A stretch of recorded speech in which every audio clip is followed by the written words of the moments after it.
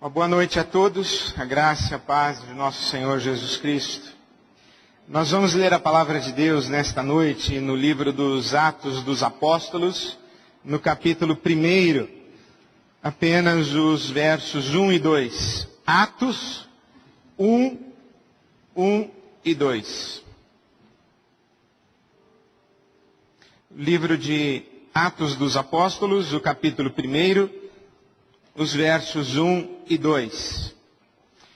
Em meu livro anterior, Teófilo, escrevi a respeito de tudo o que Jesus começou a fazer e a ensinar, até o dia em que foi elevado aos céus, depois de ter dado instruções por meio do Espírito Santo aos apóstolos que havia escolhido. Vamos orar?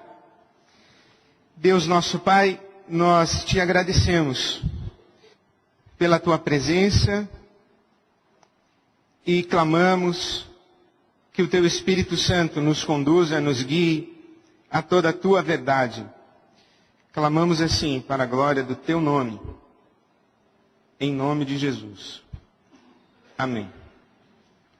Você sabia que foi apenas no ano 190 de nossa era que a palavra grega eclesia, que traduzimos como igreja, foi pela primeira vez utilizada para se referir a um lugar de reuniões dos cristãos? Sabia também que esse lugar de reuniões dos cristãos era uma casa e não um templo?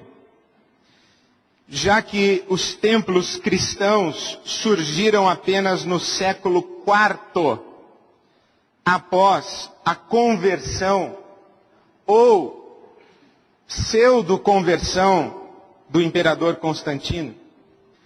Você sabia que os cristãos não chamavam os seus lugares de reuniões de templos até pelo menos o século V? Vou repetir a pergunta.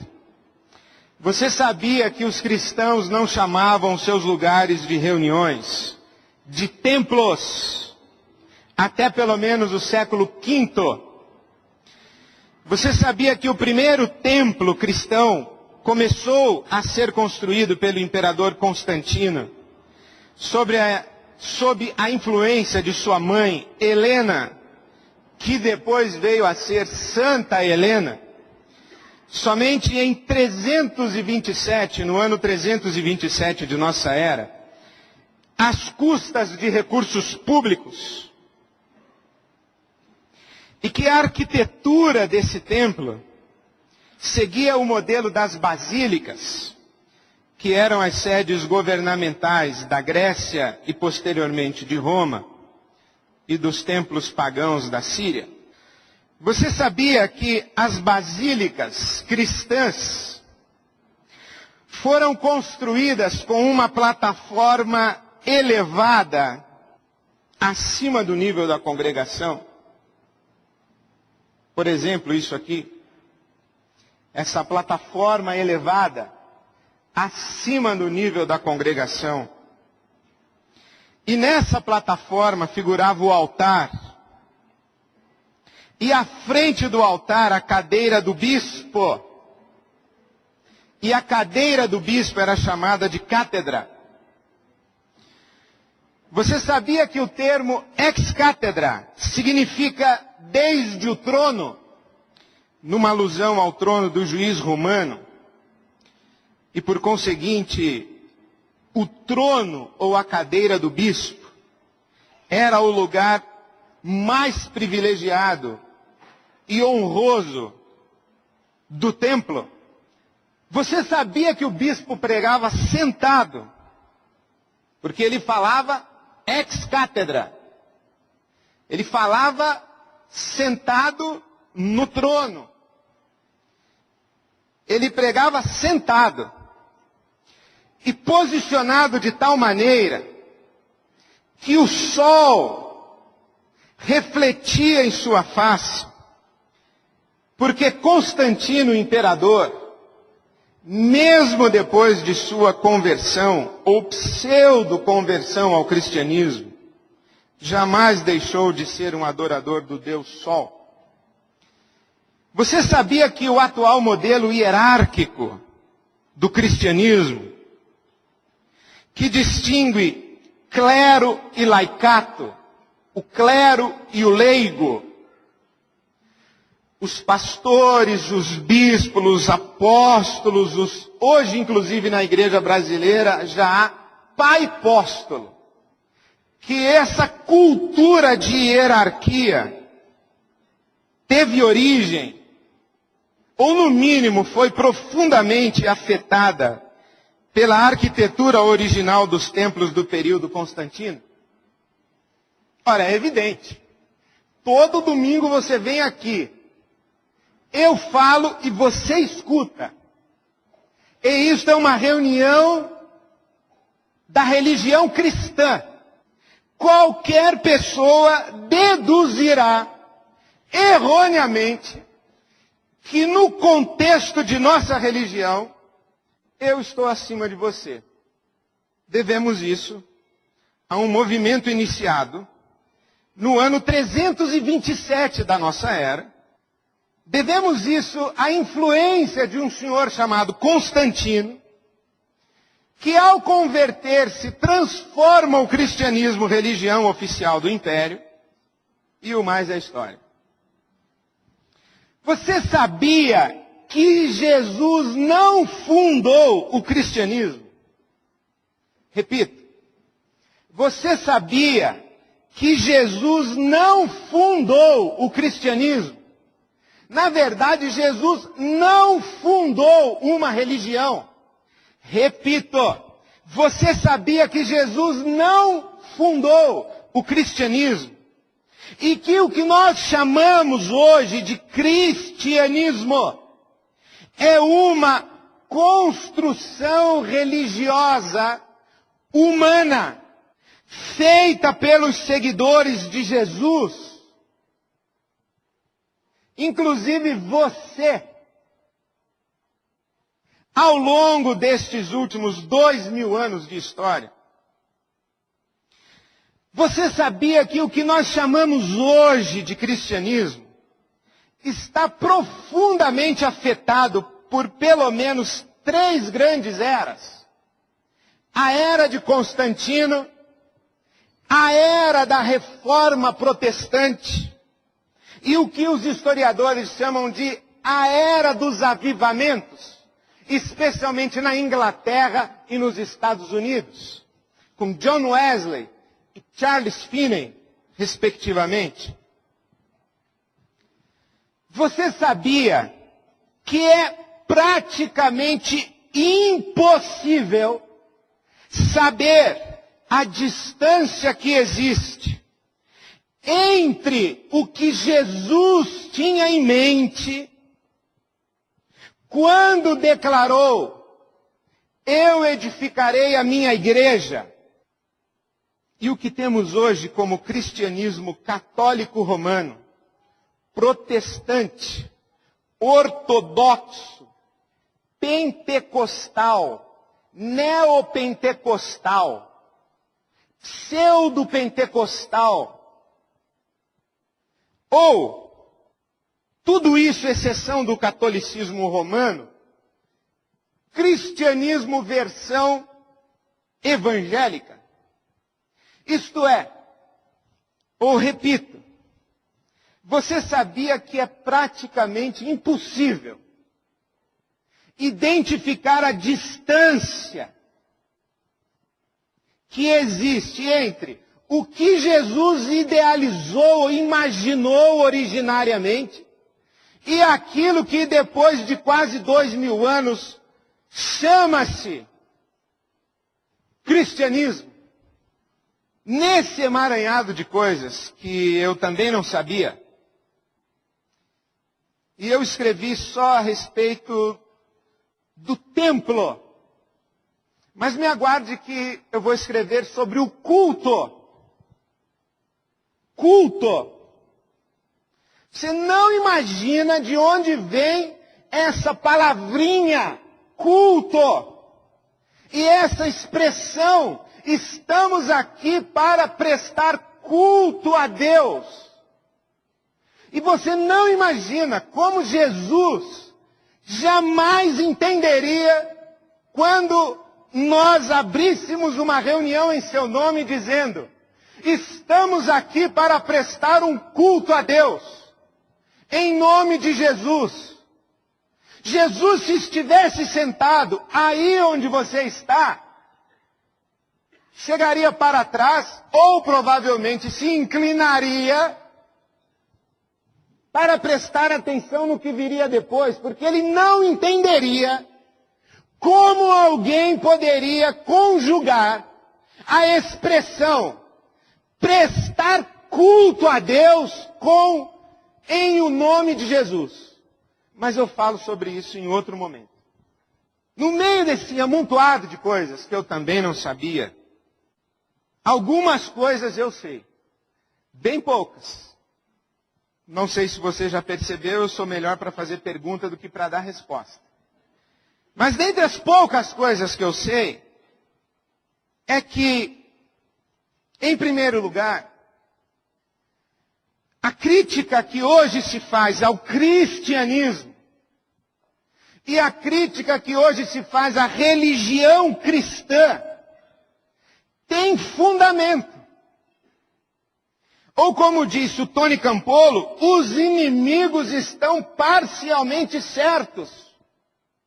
E na minha opinião, infelizmente, eles estão muito certos no grande contingente de críticas que fazem à religião cristã.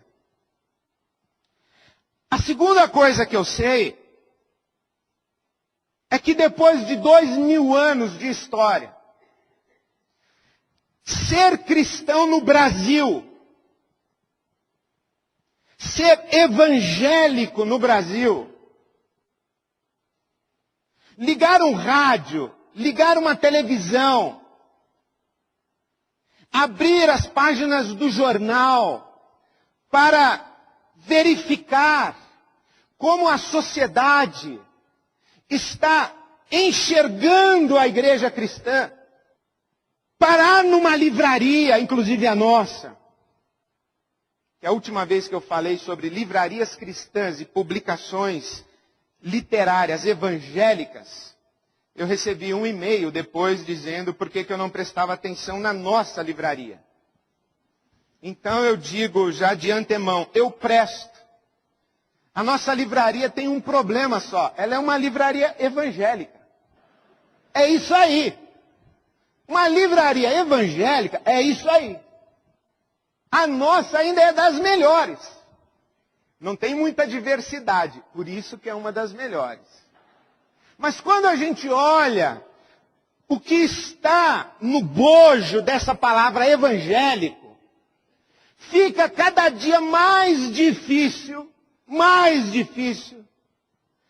a gente discernir qual é a essência da fé cristã, da fé de Jesus Cristo e da fé em Jesus Cristo. Fica cada vez mais difícil olhando esse caleidoscópio que é a igreja, ou essa Babel que é a igreja de Jesus Cristo no mundo, e também, principalmente no Brasil, que é o nosso lugar, é cada vez mais difícil que a gente consiga discernir quais foram as intenções originais, a mensagem, a proposta de Jesus Cristo. E outra coisa que eu sei é que se nós queremos olhar com o mínimo de condição de discernimento do pensamento, do coração, da proposta, da vida e da obra de Jesus Cristo, o melhor que nós temos em mãos é a Bíblia Sagrada. Especialmente o Novo Testamento. E isso é interessante e muito interessante. Porque o ano passado, quando eu estive no Marrocos, mais precisamente na cidade de Casablanca, e me encontrei com um pastor, um cristão, no meio de 36 milhões de habitantes, que, num contexto de 1.000 pessoas, exercia a função pastoral. 36 milhões de habitantes no Marrocos, 1.000 aproximadamente se dizem cristãos, seguidores de Jesus. E eu conversei com um homem que serve a esses 1.000 como pastor. E eu perguntei a ele qual era a referência para o trabalho pastoral dele. O que ele lia, o que ele conhecia. Ele me disse, Atos dos Apóstolos. Abriu a Bíblia em Atos capítulo 2, começou a ler o versículo 42. Leu até o versículo 47.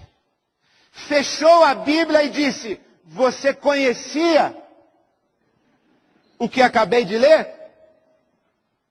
Eu disse, sim, eu conhecia. Mas além de Atos dos Apóstolos, o que mais você tem? Atos dos Apóstolos. E eu perguntei para ele, você já ouviu falar em John Wesley? Martinho Lutero, João Calvino, Santo Agostinho, Tomás de Aquino? Ele fez uma cara assim de...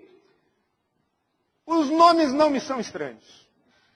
Num primeiro momento, o meu coração se apertou muito, porque você sabe o quanto eu gosto dos livros. Mas no segundo momento eu me pus a pensar se não seria melhor mesmo deixar aquele irmão no Marrocos apenas com Atos dos Apóstolos. Deixar aquele nosso irmão no Marrocos sem Joyce Meyer, que foi o livro que ele me trouxe traduzido em árabe. Kenneth Hagin, em árabe. Eu pensei, Deus, será mesmo que vale a pena trazer isso tudo para o Marrocos, para esses 1.000 cristãos? Uma igreja que está começando agora. Será mesmo? Eu não tenho respostas. Aliás, eu tenho resposta. Nós temos que inundar o Marrocos com livros, além de Atos e Lucas. Mas eu tenho um profundo temor, porque eu só posso lhe falar sobre Lucas e Atos por causa dos muitos livros diferentes de Lucas e Atos que eu já li. Eu só posso lhe falar sobre Atos porque eu já li um montão de coisas sem ser Atos. E hoje eu já não sei mais se quando eu falo a partir do montão de coisa que eu li que não era Atos, ou a partir da minha leitura de Atos. Isto é, eu já não sei mais se quando eu falo muito mais fiel à mente, ao coração originais de Jesus, ou muito mais fiel aos 2.000 anos de história e de teologia e de movimento cristão depois de Jesus. Uma coisa é certa, meus queridos, nós não temos escapatória. O exercício que nós fazemos a cada domingo, e a partir deste domingo à noite, 1º de fevereiro de 2009, a partir deste domingo à noite, de forma muito mais radical do que você já ouviu ser feito desse púlpito, o exercício que nós fazemos é tentar tirar de sobre o Novo Testamento estes 2.000 anos de história, e de sobre o Novo Testamento esta pilha de livros, para tentarmos perceber numa coerência de 2000 anos de história, o que é que o Espírito Santo de Deus vem dizendo à igreja? Esse é o nosso exercício. Esta é a função dos livros. A função dos livros é, por um lado, iluminar o livro. E por outro lado, nos dar uma noção de coerência do que foi que os seguidores de Jesus, desde o primeiro século da era cristã até agora, o século 21, o que foi se tornando consensual, o que foi se tornando comum ao longo da história, para que nós tentemos discernir o coração e a mente originais de nosso Senhor Jesus Cristo. Você sabia, por exemplo, que foi Lucas quem escreveu o livro de Atos dos Apóstolos? Eu não me surpreendo que muitos não saibam, mas foi Lucas. O mesmo camarada que escreveu o Evangelho de Lucas escreveu Atos dos Apóstolos. E você sabia que quando ele escreveu era um livro só? Lucas e Atos eram 2 volumes de um livro só. Somente 150 anos depois é que foram separados. 150 anos depois é que foram separados como 2 livros distintos. Mas Lucas e Atos dos Apóstolos devem ser lidos juntos. Há uma mesma lógica, uma mesma coerência, uma mesma intenção. Lucas, quando começou a escrever o Evangelho de Lucas, ele tinha um propósito, ele tinha uma finalidade, ele sabia por que estava escrevendo. Ele escreve o Evangelho de Lucas e o livro de Atos dos Apóstolos aproximadamente no ano 80 da era cristã. Isto quer dizer, mais ou menos 50 anos após a morte de Jesus. 50 anos após a morte de Jesus, Lucas decide documentar e escrever a história de Jesus Cristo. Por quê? Imagine que daqui a 50 anos alguém vai sentar e falar assim: houve um atentado no World Trade Center em 2001, 11 de setembro. Daqui a 50 anos. Imagine. Aquilo que falamos a respeito do atentado em 2002, o que falamos em 2003, nós estamos só em 2008. E olhe a repercussão, as diferentes implicações, as consequências de um atentado em 2001, 11 de setembro de 2001. Nós só estamos em 2009, né? Estamos em 2009. Agora imagine daqui a 50 anos, alguém olhando para 2001 e contando a história de 2001. Por que esse camarada resolveu, 50 anos depois, contar a história de Jesus? O que é que estava acontecendo? Creio eu que pelo menos 2 coisas estavam acontecendo. A primeira é que 50 anos depois da morte e da ressurreição de Jesus, havia entre o povo judeu e os seguidores de Jesus uma profunda frustração messiânica. Uma profunda sensação de que o Messias não era o legítimo, que Jesus fora um falso Messias. Jesus fora um Messias que não dera certo. Uma sensação de que estamos seguindo o cara errado. Nós caímos num conto. Nós estamos na lona, na pior condição. Estamos frustrados com o nosso Messias. Por quê? Porque você sabe que no ano 70 da era cristã, o imperador general Tito, Titus Flávio, pôs abaixo o templo de Jerusalém. esmagou uma revolta judaica, na qual morreram mais de 1 milhão de judeus. O exército romano matou na Palestina, no ano 70 da era cristã, mais de 1 milhão de judeus. Destruiu o templo de Jerusalém. E expulsou o povo judeu da Palestina. Esse povo só voltou à Palestina em 1948. Dá para entender um pouquinho? Ali no ano 70, o templo está destruído,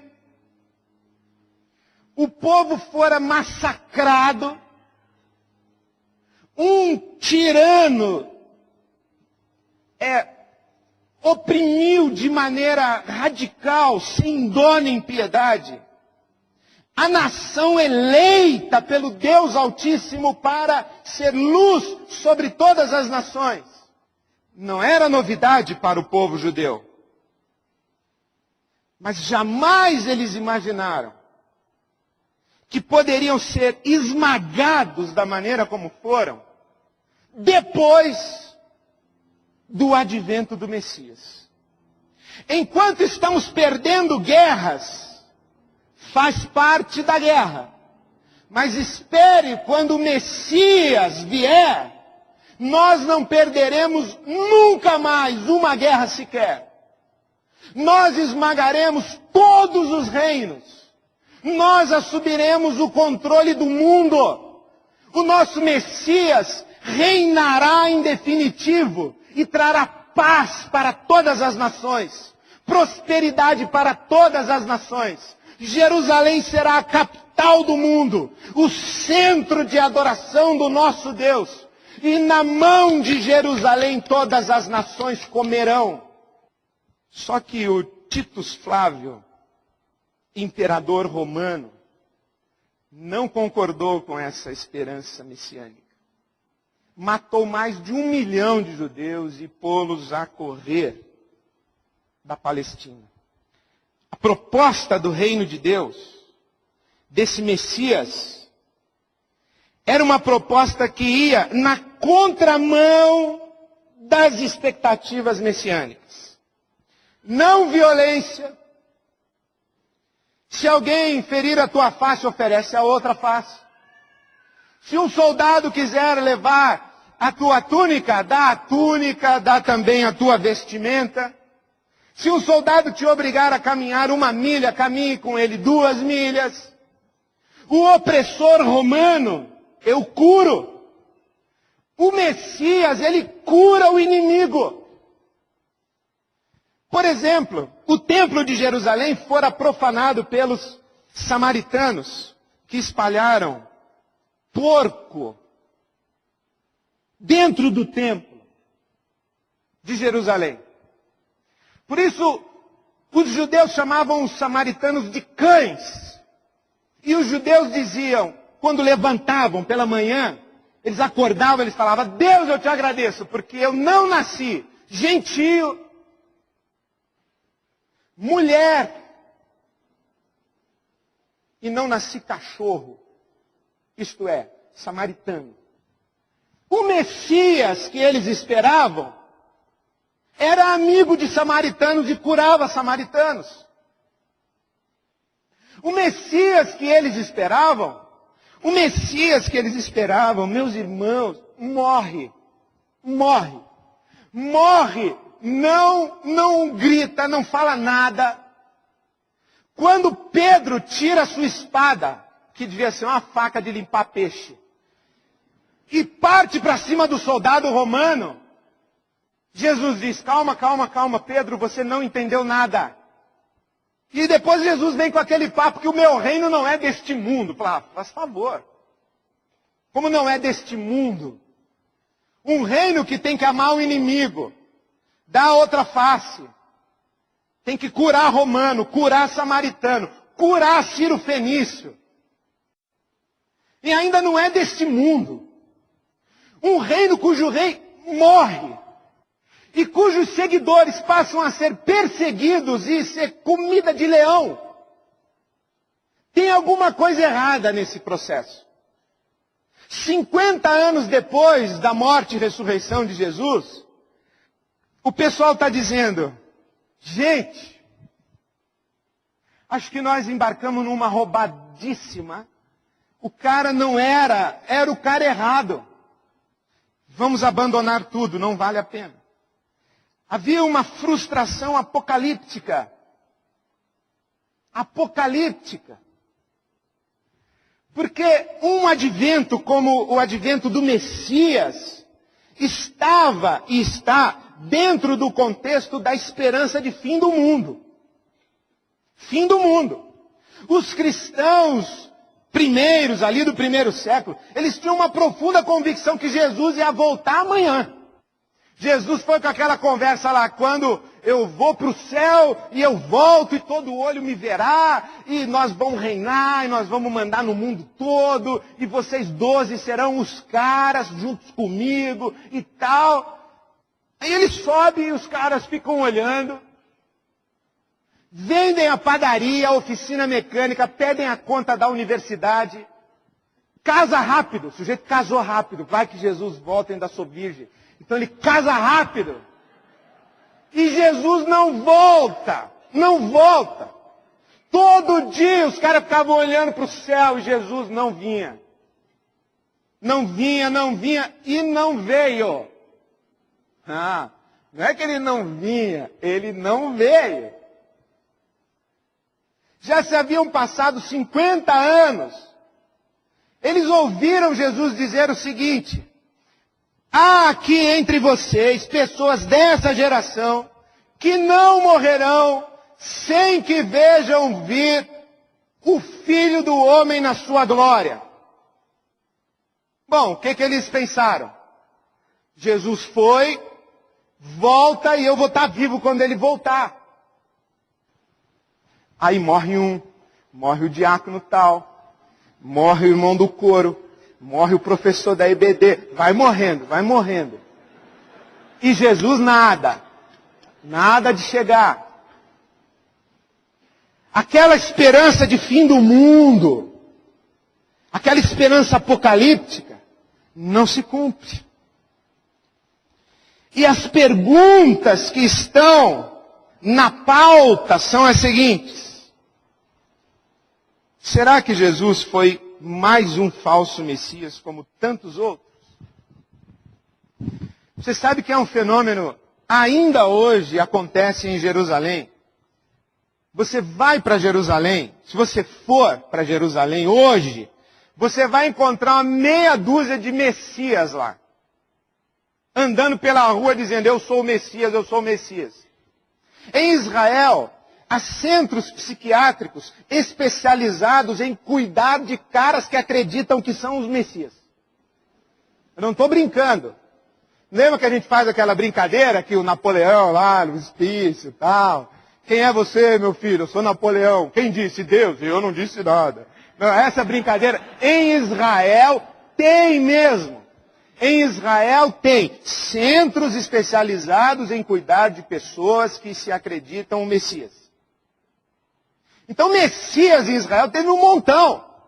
Eles começaram a perguntar, será que Jesus de Nazaré não foi mais um? Segundo, eles começaram a perguntar o seguinte, será que essa seita de Jesus aí, ela não vai acabar? Não está acabando? Será que não foi apenas mais um movimento dissidente dentro do judaísmo e que daqui a pouco morre? Eles começaram a perguntar o seguinte, qual é o futuro da gente, hein, pessoal? Você imagina o camarada reunido com mais 12 numa sala de uma casa, do lado de fora, o Império Romano fazendo e acontecendo, legião romana passando pela rua procurando cristão. O sujeito cristão que fosse encontrado era jogado para ser comido por leão. Na semana passada tinha 17, essa semana só tem 11. Os caras estão lá dentro da sala falando assim, cara, nós vamos ser extintos. Acho que não vale a pena dar sequência nessa toada que a gente está aqui. Nós vamos acabar. Nós fomos só mais uma seita judaica. O nosso Messias era falso. Eles começaram a se perguntar qual é a relevância do movimento de Jesus no mundo. A sua proposta existencial é viável. Acabaram de matar 1 milhão dos nossos. E se a gente for seguir o que o cara lá mandou, a gente tem que dizer que legal, e tá perdoado. E virar outra face, me mate também. Ou dê ao leão o meu braço esquerdo, pode dar o direito também. Se a gente for seguir Jesus, nós temos que ir nessa, não podemos se revoltar contra Roma. É não violência, é paz, é perdão, é compaixão. Nós temos que dar água para o soldado romano que veio buscar a gente para jogar na cadeia, a gente tem que dar água para ele, comida, tratar bem. E ainda mais, pedir para Deus ter compaixão dele. Será que é isso mesmo? Será que a gente realmente tem que abraçar, cuidar das feridas, abraçar e apertar no peito e chorar, pedindo Deus tem misericórdia desse homem que estuprou minha filha? Será que é isso mesmo? Eles começaram a perguntar isso. Eles começaram a se perguntar qual era a essência do movimento de Jesus. Será que foi isso mesmo que ele falou? Será que o que nós estamos fazendo hoje, 50 anos depois, era realmente o que ele queria que a gente fizesse? O que realmente ele deixou para nós? E a grande questão, meus queridos, é que estas perguntas ainda estão na pauta 2000 anos depois. Nós continuamos querendo saber o que foi que Jesus realmente ensinou. Continuamos querendo saber se o que ele ensinou é viável num mundo como o nosso. Essa semana nós tivemos o encontro do Fórum Econômico Mundial e o encontro do Fórum Social. Nós tivemos isso, pessoal. O Fórum Econômico Mundial e o Fórum Social. O que nós cristãos temos a dizer sobre isso? O que nós cristãos falaríamos se nos dessem uma plataforma no Fórum Econômico Mundial? E o que nós cristãos falaríamos se nos dessem uma plataforma no Fórum Social? O que nós temos a dizer? O que Jesus nos ensinou é viável. Ou nós somos um gueto, ou nós nos reunimos aqui de domingo para prestar culto a Deus e pedir bênção para Deus, e exercitamos a nossa solidariedade como benemerência, ajuda aos pobres, numa ação assistencialista, paliativa, só para desencargo de consciência. Eles queriam saber isso lá, e nós estamos querendo saber isso aqui. Vale a pena continuar seguindo a Jesus no mundo? Essa é a pergunta. O que é que Lucas tem a dizer para nós? Aí ele escreve Lucas e Atos. No meio de tudo isso, teve um camarada que parou e falou, eu vou responder isso aí. Eu vou responder isso aí. Preste atenção, aí ele começa. Lá em Lucas 1:1. E termina em Atos 28. E responde tudo isso. Qual é a essência da mensagem dele? Qual é a essência da mensagem dele? Aqui eu concluo, vou para o final do começo. Qual é a essência da mensagem de Lucas no seu evangelho e no seu livro histórico chamado Atos dos Apóstolos? Está aqui nestes versos que nós acabamos de ler. Em meu livro anterior, o Evangelho de Lucas, Teófilo. Sabe quem foi Teófilo? Ninguém sabe. Então, isso aí tudo bem, você não saber. Ninguém sabe esse cara. É um cara para quem o Lucas escreveu. Não se sabe se ele era uma autoridade romana, se ele era uma autoridade romana recém-convertida. Não se sabe. Não se sabe. Não se sabe se ele era uma autoridade romana que iria participar do julgamento de Paulo preso em Roma. Não se sabe direito quem é esse Teófilo, mas o Lucas está querendo fazer a cabeça desse tal Teófilo. E explicar tudo direitinho. Então ele diz, no meu livro anterior, Teófilo, eu escrevi a respeito de tudo que Jesus começou a fazer e a ensinar. Sublinhe na sua Bíblia, se você não sublinhou ainda, o que Jesus começou a fazer e a ensinar. Começou a fazer e a ensinar. O que ele está dizendo, Lucas, aqui, é que Jesus Cristo, que foi morto lá no Evangelho de Lucas, ressuscitou no finalzinho do Evangelho de Lucas. E esse Jesus Cristo continua fazendo e ensinando coisas. E eu vou contar agora a segunda parte do que Jesus ensina e faz. No meu evangelho eu contei o que Jesus começou a fazer e a ensinar. Agora no livro de Atos dos Apóstolos, eu vou contar para você o que Jesus continua fazendo e ensinando. E a primeira coisa que Lucas vai contar aqui é que Jesus tem uma conversa com os seus discípulos. Lucas recapitula para Teófilo a promessa do Espírito Santo, a promessa do reino de Deus, e conta para Teófilo o derradeiro encontro de Jesus com os seus discípulos, em que Jesus diz assim aos discípulos: não saiam de Jerusalém até que vocês sejam batizados com o Espírito Santo. Depois que vocês forem batizados com o Espírito Santo, vocês receberão poder. E então vocês serão testemunhas, minhas testemunhas em Jerusalém, toda a Judéia e Samaria e até os confins da terra. Atos 1:8. Atos 1:9. E tendo dito isso, foi elevado às alturas enquanto eles olhavam, e uma nuvem o encobriu da vista deles. E eles ficaram com os olhos fixos no céu enquanto ele subia. De repente surgiram diante deles 2 homens vestidos de branco que lhes disseram: Galileus, por que vocês estão olhando para o céu? Este mesmo Jesus que dentre vocês foi elevado aos céus, voltará da mesma forma como o viram subir. Então eles voltaram para Jerusalém e ficaram esperando o batismo com o Espírito Santo. Olha que interessante, ele diz assim: Teófilo, eu vou contar para você o que Jesus continua fazendo e ensinando. E a primeira coisa que ele conta é que Jesus vai embora.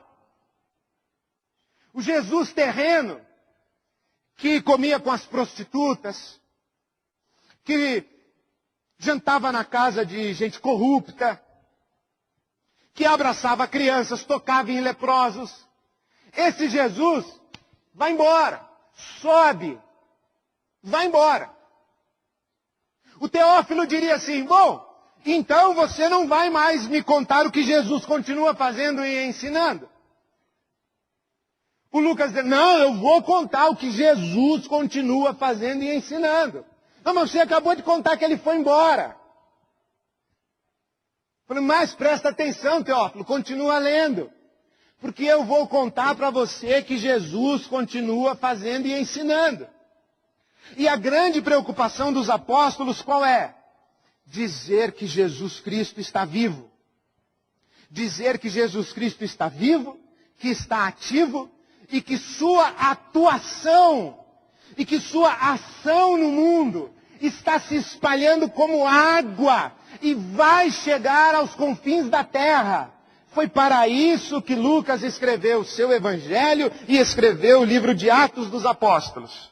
Para dizer que o Deus que encarnou em Jesus de Nazaré, ele encarnou também em todos os seguidores de Jesus de Nazaré. E que o mesmo Jesus que agiu em Jesus de Nazaré, está agindo através dos seus seguidores. É o mesmo protagonista. Não é que no Evangelho de Lucas o protagonista é Jesus e no livro de Atos os protagonistas são os apóstolos ou o Espírito Santo, ou a igreja. Não, o protagonista, a figura principal do Evangelho de Lucas é Jesus Cristo. A figura principal do livro de Atos dos Apóstolos é Jesus Cristo. O que Lucas está querendo dizer para nós é que Jesus está vivo. Vivo de que maneira? Em você e em mim. E esta é a grande e a extraordinária novidade do Evangelho de nosso Senhor Jesus Cristo. E que nós, 2000 anos depois, ainda não entendemos. É que Jesus está vivo em nós.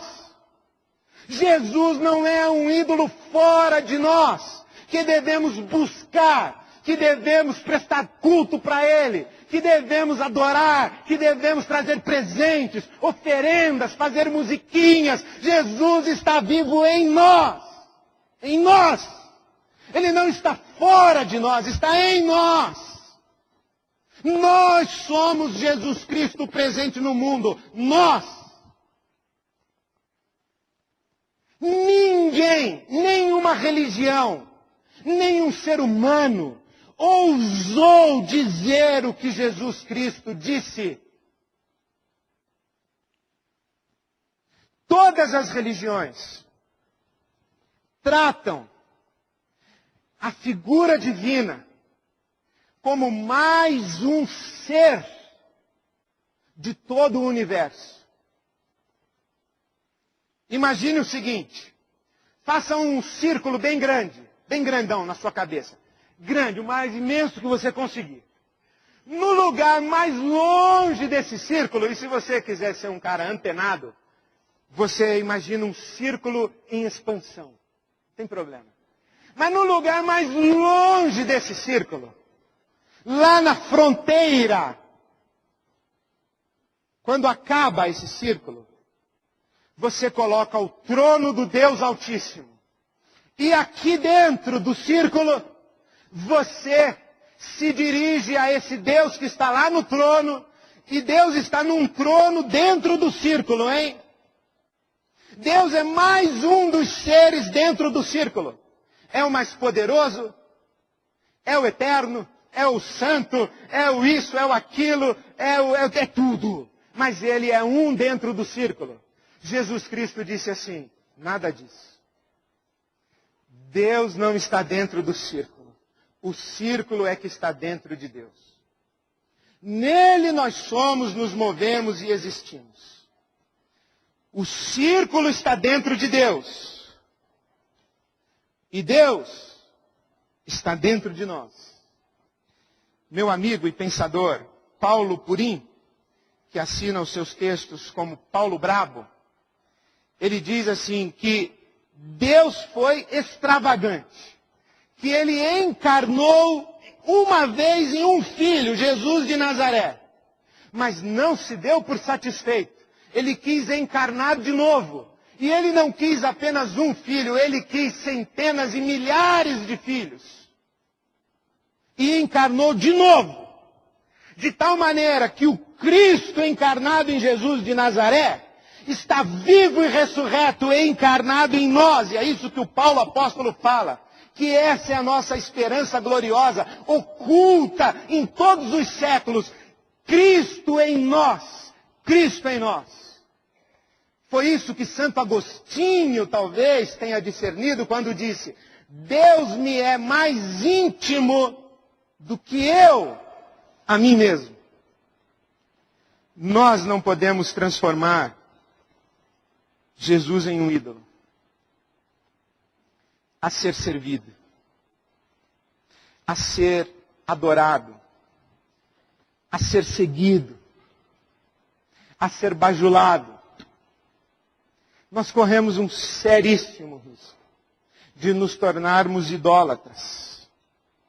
Idólatras, e o nosso ídolo será Jesus. Porque nós continuaremos olhando para Ele fora de nós, olhando para o céu, esperando que Ele venha. Mas Lucas escreveu o seu evangelho e o seu livro para dizer: Jesus Cristo está vivo, encarnado em nós, pelo seu Espírito Santo. Nós somos Jesus Cristo. Foi isso o que Jesus disse aos seus discípulos quando prometeu o Espírito Santo. Digo-lhes a verdade. Aquele que crê em mim fará também as obras que eu tenho realizado. Fará coisas ainda maiores do que estas, porque eu estou indo para o Pai.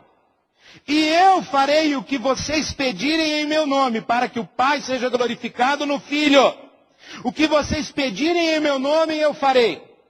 Se vocês me amam, obedecerão aos meus mandamentos, e eu pedirei ao Pai, e Ele lhes dará outro conselheiro para estar com vocês para sempre, o Espírito da verdade.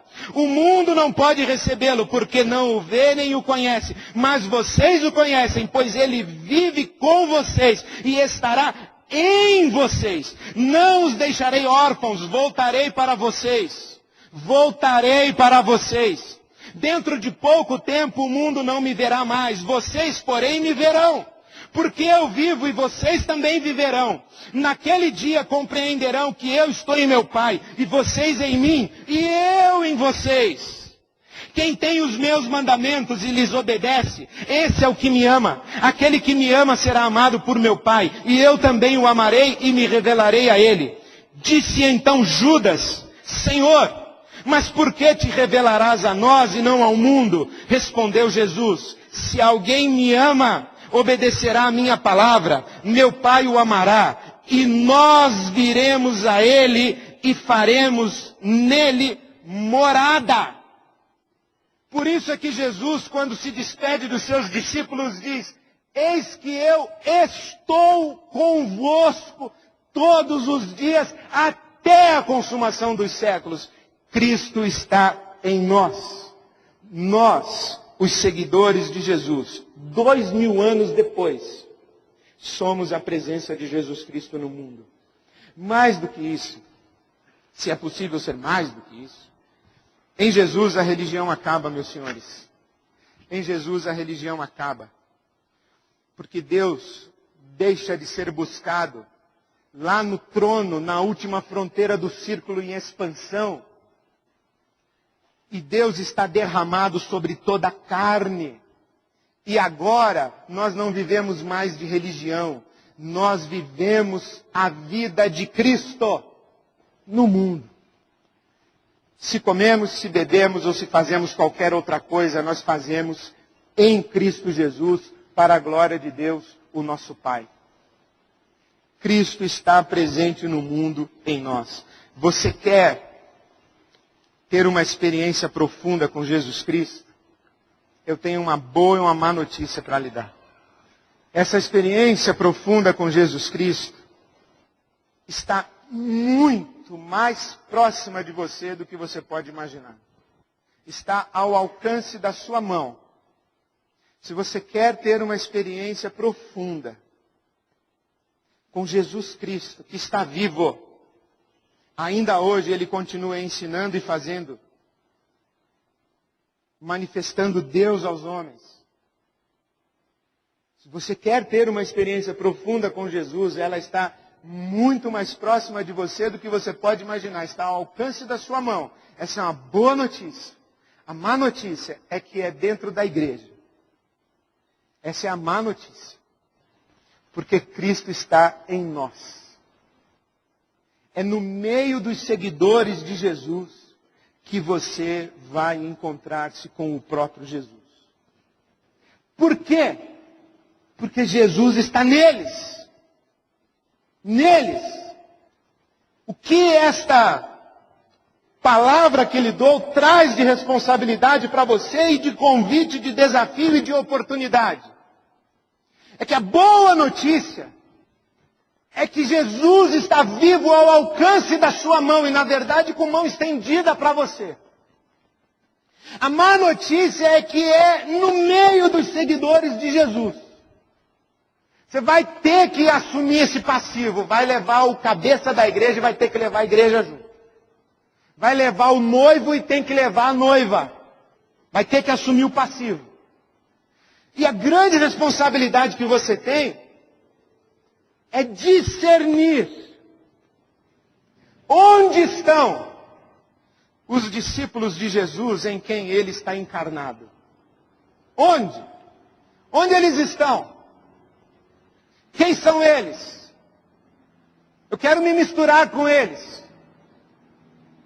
E você já sabe, não caia nessa esparrela de dizer, estão lá na Igreja Batista de Água Branca. Alguns. Estão na comunidade pentecostal da Vila Mariana, na Igreja Metodista. Alguns, eles estão por aí, meus irmãos. E eu peço a Deus que nós sejamos contados entre eles. E que nós tenhamos a oportunidade de encontrá-los. Ou que eles nos encontrem.